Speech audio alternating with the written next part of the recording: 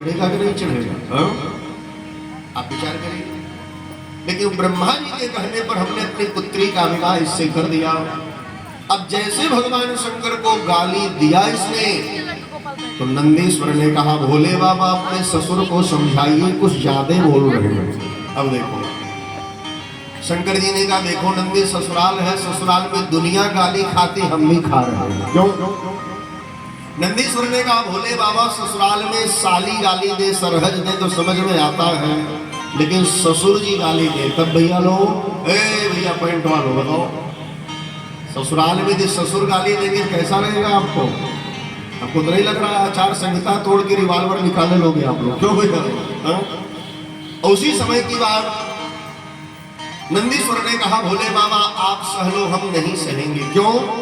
क्योंकि शास्त्र कहता है और गोस्वामी जी रामचरितमानस के उत्तर कांड में कहते हैं अपने स्वामी अपने अन्नदाता की निंदा न कभी करनी चाहिए, न कभी निंदा सुननी चाहिए। करने और सुनने से पाप लगता है। कैसा? गो हत्या के बराबर पाप लगता है। समझ रहे हमारी बात? जिसका खाइए अपने स्वामी, इसका अर्थ क्या हुआ? अपने घर के गार्जियन की भी बुराई नहीं करनी चाहिए, अपने सास ससुर अपने माँ बाप की भी बुराई नहीं करनी चाहिए। अब जो भाग्य में थे वो मिल गए, माता पिता बदला तो जा नहीं सकता, सास ससुर बदले तो जा नहीं सकते, इसलिए इनके यहाँ आने के बाद जो हम खा रहे जो पा रहे उसी से आगे बढ़ने की व्यवस्था बनाइए। आप बताओ किसी की चुगली किसी की निंदा करने से परिवार सुधर जाएगा? पति गड़बड़ है पड़ोसी से कहोगे तो क्या पति सुधर जाएगा? क्या पुत्र सुधर जाएगा? क्या नहीं नहीं। भगवान से कहिए प्रभु इनको सद्बुद्धि दीजिए, किसी से कहने की जरूरत भी नहीं है। और यदि निंदा करोगे तो हत्या के बराबर पाप लगता है। कौन सी हत्या? गो हत्या। उत्तरकांड की चौपाई आप सभी लोग गाइए।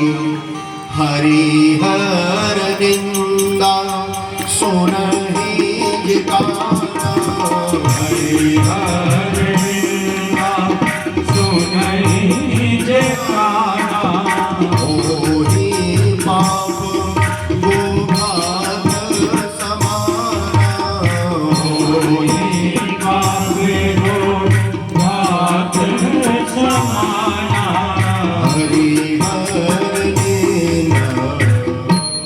गाना, कभी करो न कभी निंदा सुनो।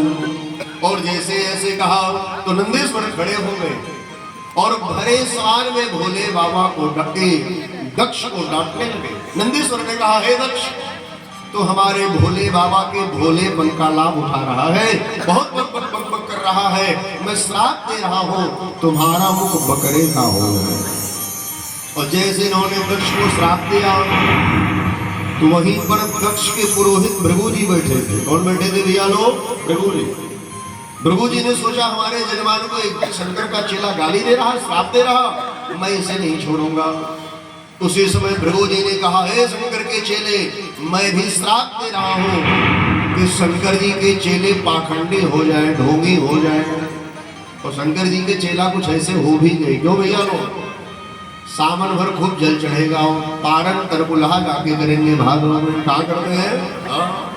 सावन भर एको बाबा धाम कामेश्वर नाथ भलेश्वर नाथ छोड़ते नहीं है, लेकिन भादों की प्रतीक्षा करते रहते हैं। क्यों भैया लोग? बहुत से लोग आज नवरात्र चल रहा है ना, कहते हैं महाराज जी बच्चा बच्चा व्रत है लेकिन अंगुलिये पे गिन रहे हैं नवमी कब उतरी। क्यों भैया लोग? नवमी कब उतरी? अभी 3 दिन नहीं बीता। विचार करो आप, उनके ध्यान में क्या आ गया कि कब नवमी उतरे हम उत्पाद करना चालू कर दें। अच्छा ऐसे उपासना से कोई मतलब है? ऐसे व्रत से कोई मतलब है? जब मन तनकुल है भाग रहा है तो 9 दिन व्रत न रहो आप लोग, सीधे जान लो आप।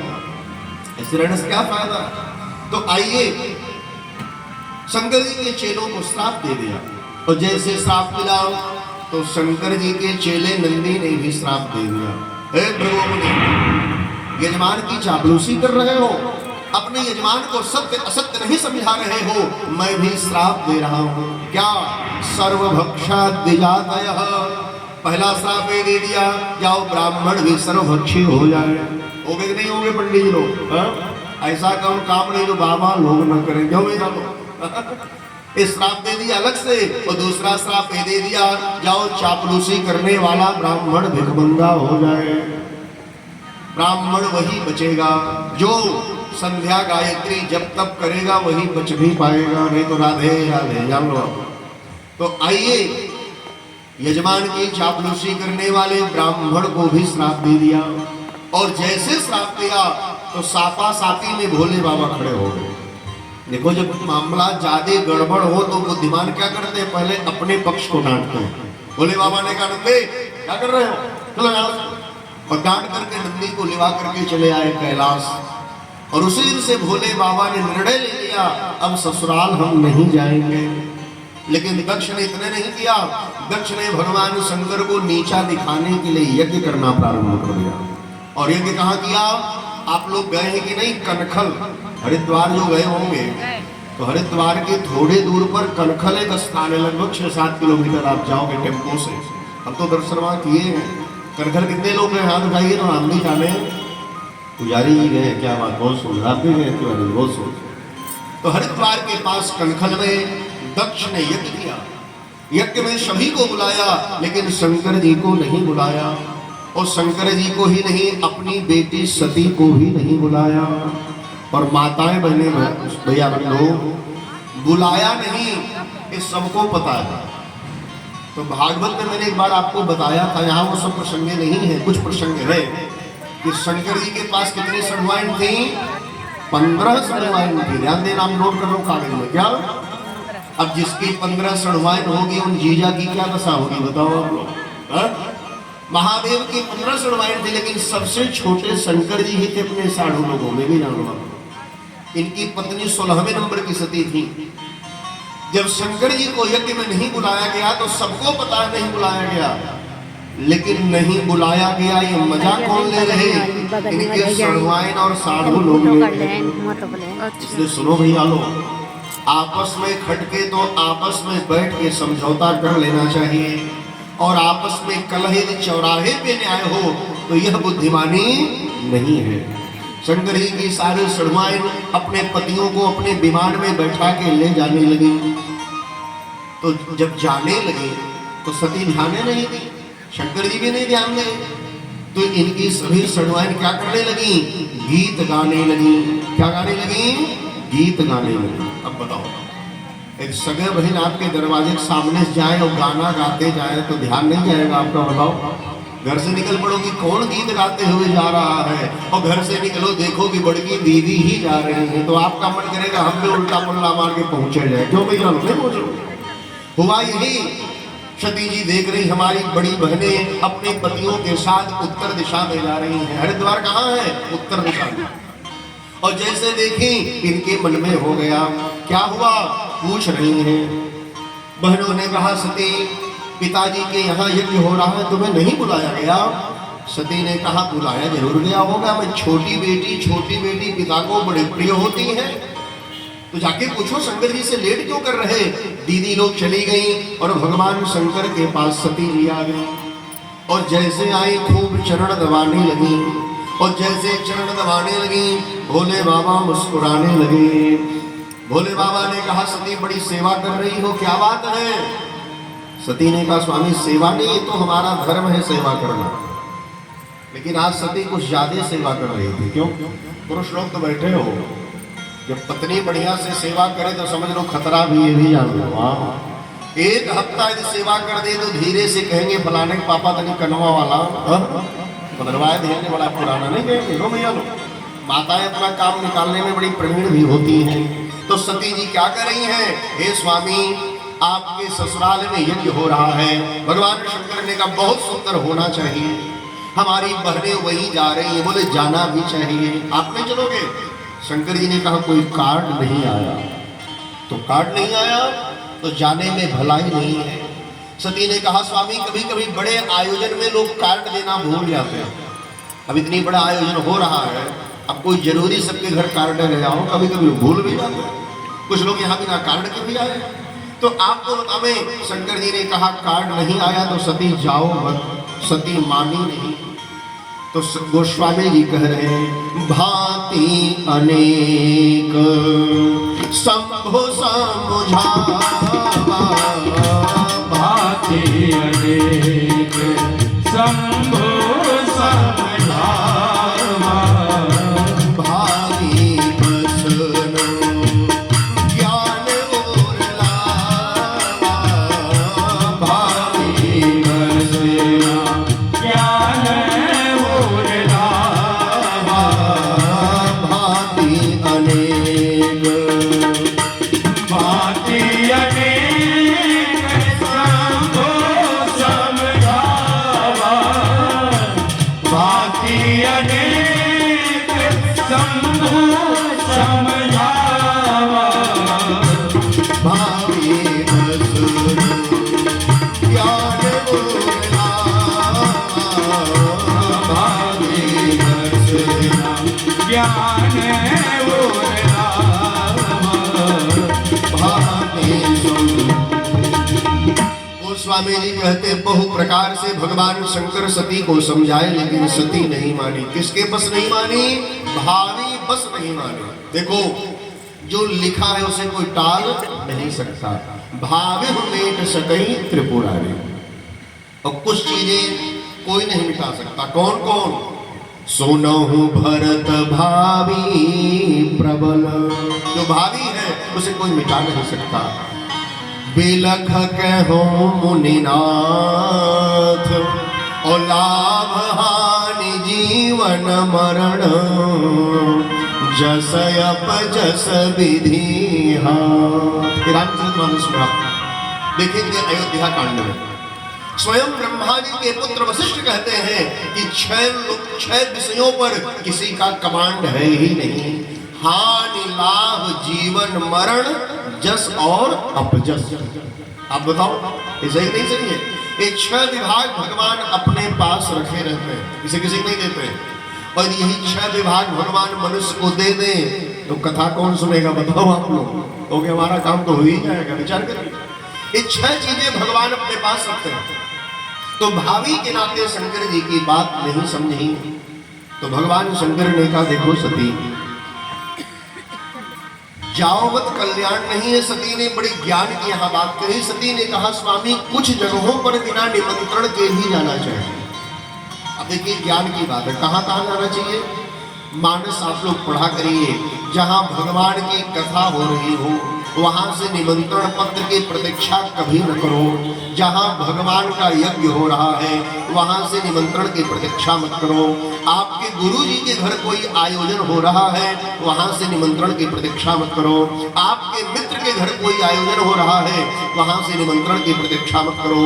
और किसी के बिटिया का विवाह हो रहा हो तो यह न सोचो कार्ड आएगा तब जाएगा। यदि आपका परिचित है आप जाइए, न्योता दे दीजिए। यज्ञ में, भगवान की कथा में मित्र के घर, गुरु जी के घर और किसी के बेटी के विवाह में जाने में दोष नहीं है। यहाँ बिना न्योता के जाना चाहिए। लेकिन एक बात है, शंकर जी कहते हैं बिना निमंत्रण के इन जगहों पर तभी जाना चाहिए जब यह लोग ये कह दें भैया आप आ गए, हम तो धन्य हो गए, हम कार्डवा देना भूल गए थे। कहने वाला तो कोई हो। और सती, यदि ये कहने वाला न हो तो ऐसे मित्र और गुरु के घर भी जाना नहीं चाहिए। बड़ा सुंदर चौपाई है। जदपि मित्र प्रभु पित गुरु गे, जदपि मित्र प्रभु पित गुरु गे, जाई अबेनु बोले न सदेहा, जाई अबेनु बोले न सदेहा, जदपि मित्र के घर, भगवान के घर, पिता गुरु आदि के घर भी जाओ तभी जब कम से कम वहां यह कोई हो कहने वाला कि भैया आ गए, आप आ करके हमें धन्य कर दिए। बोलो सच्चिदानंद भगवान की जय हो। शंकर जी समझाए लेकिन सती नहीं मानी। तो नहीं मानी तो जाने लगी। तो जब जाने लगी तो शंकर जी समझ गए वही है वही जो राम रचि राखा और कोकर तरक बढ़ावई शाखा। सती चली गई हैं, पर ध्यान दीजिएगा सभी लोग, पति की बात मान के नहीं गई हैं, बिना आज्ञा के चली गई। और मायके में भी आपका सम्मान तभी है जब आप ससुराल का बैलेंस बना के रखिएगा, ये भी जान लो आपका। और मायके वाले भी कहते अपने बढ़कर बाटी जब मन तब चली जाती, भी जान लो आप, वही भौजाई कहती है, वही माँ कहेगी। इसलिए मायके जाने से पहले ससुराल को बढ़िया वजनदार स्त्री को बना लेना चाहिए। पहुंच गई अपने आप, लेकिन धन्य है भगवान शंकर, शंकर जैसा पति आज तक किसी को मिला ही नहीं। और आपको ये भी बता दें भैया लोग, आज भी जब सुहाग की बात आती है तो माताएं राम जी का व्रत नहीं रहती है, विष्णु भगवान का नहीं रहती है, शंकर जी का रहती है। क्यों? क्योंकि शंकर जैसा पति मिले। क्यों भैया लोग? और शंकर जी सा पति मिल जाएगा तो पहला झंझट दे खत्म हो जाएगा, सास ससुर नहीं मिलेंगे। क्यों? ये भी बढ़िया रहेगा। क्यों? आज के लोग ऐसे ही चाहते हैं, क्योंकि शंकर जी के पास न माता है न पिता है। तो आपको बतावे, सब लोग यही चाहते हैं, सब लोग सुहाग का व्रत नहीं करते। तो आइए, शंकर जी बहुत सती को चाहते भी थे। सती के जाने के बाद इन्होंने अपने भूत प्रेतों को पीछे भेज दिया और पूरे मायके में यज्ञ हो रहा है, तमाम लोग आ रहे जा रहे, लेकिन एक बेटी नहीं आई है। यह दुख किसी को है तो माँ को। और माता जी लोग, मायके में शोभा कब है? जब तक माँ है। इसलिए शास्त्रों ने कहा जब तक माँ है तब तक मायका है, और माँ नहीं तो मायके में कदर नहीं। और माँ के न रहने के बाद यदि मायके में कदर पाना चाहती हो तो भौजाई को बेटे पर बेटी पहुंचा दीजिए। क्यों भैया? तब वो कहेंगी बड़की दीदी बड़ी अच्छी आती, बड़ा काम करती है। क्यों? और छोटकी खा के सो जाए, कोई पूछने वाला है? बताओ आपको। इसलिए जब तक माँ बाप रहते हैं तब तक बिटिया अधिकार से आती और जाती है, लेकिन जब माँ बाप नहीं रहते बिटिया जान जाती है कि मालिक तो अब भगवान है, भरोसे सब है, भैया ही है। इसलिए आपने देखा होगा बड़े बड़े घराने की बेटियां भी जो ससुराल में नौकर चाकर से बर्तन धुलवाती हैं, मायके से व्यवहार बढ़िया रहे इसलिए अपने मायके का जूठा भी मांजने को तैयार हो जाती है। देखो आप, सती मानी नहीं, चली गई। गोस्वामी जी कहते हैं जैसे सती मायके पहुंची तो बहनें तो घेर ली, बहनें व्यंग बोलने लगी, लेकिन आदर से कोई मिली है तो माँ मिली है। गोस्वामी जी मानस में कहते हैं सादर भले ही मिली एक माता, सादर भले ही मिली एक माता, सादर भले ही, सादर भले ही मिली एक माता, सादर भले ही मिली एक माता, भगने में बहुत मुस्काता, भगनी बहुत मुस्काता, भगनी बहुत मुस्काता। गोस्वामी जी कहते हैं बहनें सब व्यंग बोलने लगी। बहनों ने कहा सती तुम्हारे पति ने घर और बनवाया कि ऐसे निखरहरे ही रह रहे। क्यों? भोलेनाथ गा रहे थे, कोई छते नहीं था कैलाश पर्वत पर। अच्छा, कुछ कपड़ा उपड़ा सिलाए कि मतलब वही बाघंबर लपेटे घूम रहे। अब देखो बहनें सब व्यंग कस रही हैं और तुरंत माता आई है। माताओं ने बेटियों को डांटा है, ये सब क्या चर्चा कर रही हो? सती बेटी तू आ गई, यज्ञ सफल हो गया, तेरे बिना तो यज्ञ अधूरा लग रहा था। माता सती ने कहा माताजी पिताजी कहाँ हैं? दौड़ के पिता के पास आई, लेकिन अहंकारी पिता ने सती को आशीर्वाद तो देना छोड़ो, देखा भी नहीं सती की तरफ। कितने अहंकार में दक्ष था। तो सती ने सोचा पिता नाराज है, कभी प्रसन्न हो जाए। लेकिन ये जो देवता ऋषि मुनि बैठे हैं इनको तो स्वागत में खड़ा होना चाहिए, ये सब भी नहीं खड़े हुए। क्यों? दक्ष के शासन के नाते। और देखो सत्ता का एक हनन होता है। क्यों भैया लोग? सबने कहा दक्ष का विरोध कौन करे, कोई स्वागत नहीं किया। और परिणाम क्या हुआ? सती जी ने कहा कोई बात नहीं, मान सम्मान की भी मैं भूखी नहीं हूं।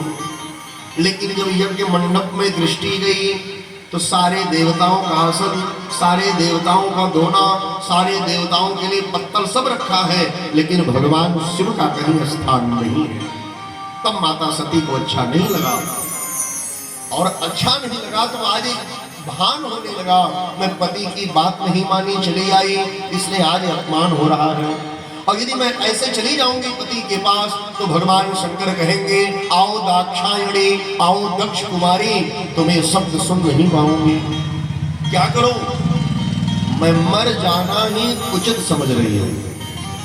और यज्ञ मंडप के मध्य में सती ने निर्णय ले लिया, क्या करने का? मरने का, आत्महत्या करने का।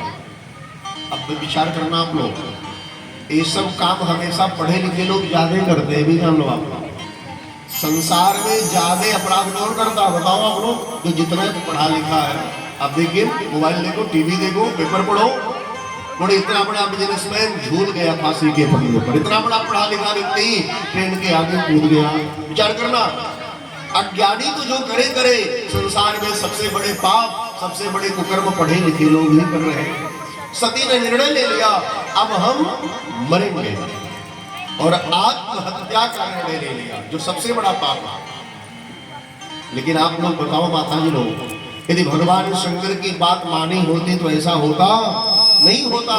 लेकिन मैं यहाँ कहूँ भावी प्रबल था, इसलिए बात भी नहीं मानी, और आ गया समय, माता सती वहीं बैठ गई।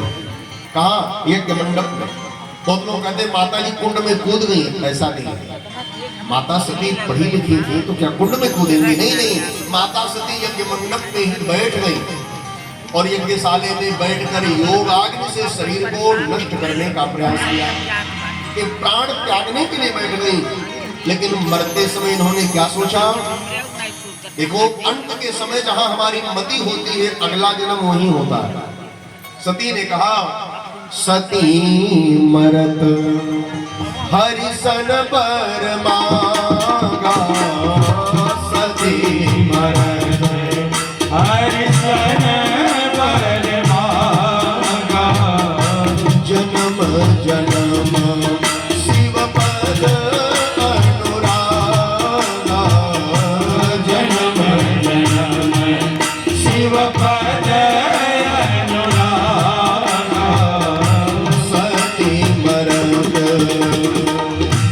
सती मरत हरिसन बर मांगा, सती मरत हरिसन बर मांगा, सती मरत हरिसन बर मांगा, जन्म जन्म शिव पद अनुरागा, जन्म जन्म शिव पद अनुरागा।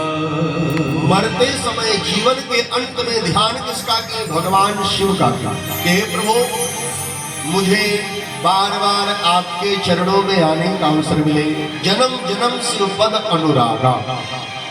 तो किसी ने कहा सती भगवान शंकर को अगले जन्म में पति चाहती तो हो, लेकिन क्या बाप भी दक्ष चाहती हो? बोले बाप दक्ष नहीं चाहिए, तो बोले किसी पत्थर की बेटी बना दीजिएगा, किसी जड़ माने मूर्ख की बेटी बना दीजिएगा, लेकिन इस दक्ष की बेटी कभी मत बनाइएगा।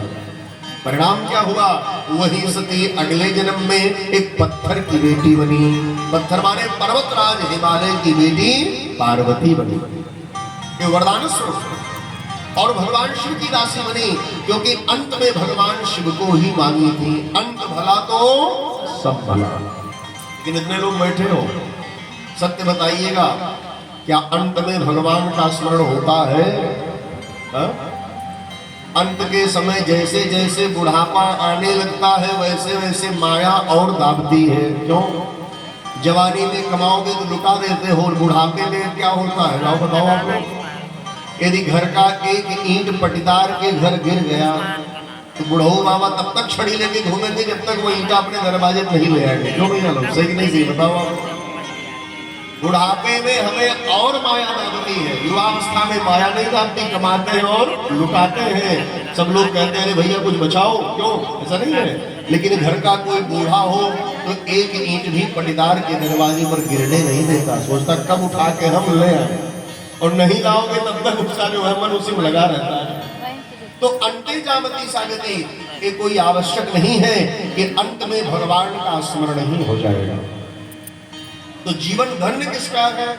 आप लोग तो बहुत कथा सुन चुके हैं और आप सबके आशीर्वाद से हम भी बहुत कथा भागवत जी की कर चुके हैं। तो भागवत जी में ही प्रसंग आ जाता है कि जीवन का धन्य उसी का जीवन धन्य है।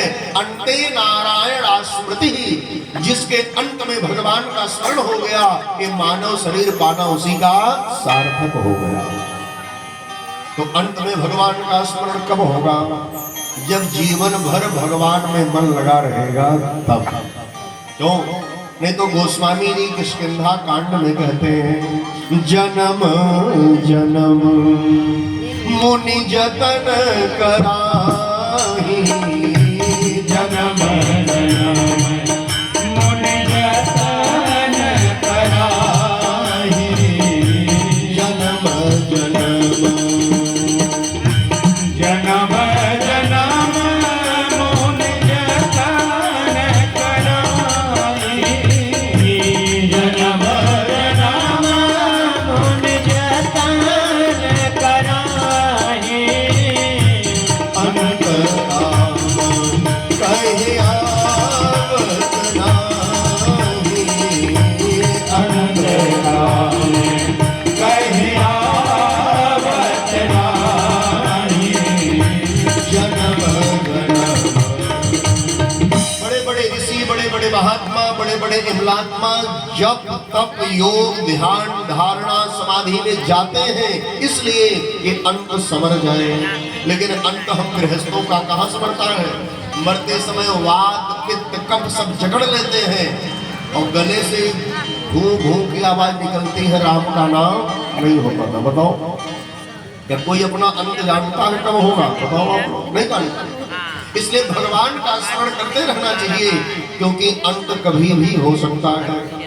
इसलिए माताएं बहनें भैया बंधु, जब कोई जन्मता है तो आपने देखा होगा सब लोग पहुंचना नहीं चाहते, किसी के जन्म में सब लोग पहुंचना नहीं चाहते, लेकिन मरण में आप बताओ सब लोग जाना चाहते हैं, कहते कम से कम अंतिम दर्शन कर। बताओ आप लोग सही नहीं सही? कोई जन्मता है तो सब लोग आना नहीं चाहते, लेकिन मरण में सब लोग आना चाहते हैं। क्यों? क्योंकि मरने वाले को लोग जान जाते हैं वहीं जा रहा है जहां एक दिन सबको जाना है, और वहीं जा रहा है जहां से कोई वापस नहीं आता है। बड़े बड़े ज्ञानियों ने सर्च किया तो क्या देखा कि मरने के बाद लोग जहां जाते हैं तो जाने वालों की ही लाइन है, उधर से आने वालों की लाइन है ही नहीं। तब धाम पर मम, एक बार जो चला गया वो हमारे धाम में आ जाता है। जन्म के तट पर लोग उतना स्वागत नहीं करते जितना मृत्यु के तट पर लोग स्वागत करते हैं। इसलिए आप सभी से कहें, जिसकी मृत्यु समर गई उसी का जीवन समर गया, जिसके अंत में भगवान का स्मरण हो गया उसी का मानव शरीर पाना धन्य हो गया। यदि लेके कोई कह दे हम 20 जगह दुकान कर लिए, 20 जगह मकान कर लिए, इतनी प्रॉपर्टी बना लिए, ये शरीर पाकर धन्य कर दिए, एक मूर्खता की बात हो गई। धन्यता किसमें है? बोले जिसने मौत के समय भगवान का स्मरण कर लिया उसी का ये शरीर धन्य हो गया, बाकी किसी में धन्यता नहीं है। इसलिए भगवान से प्रार्थना करो, क्या इस दिल में बसाने को प्रभु अपने चरण दे दो, यदि चरण नहीं देते चरणों में शरण दे दो, यदि चरण नहीं देते चरणों में शरण दे दो, इस दिल में बसाने को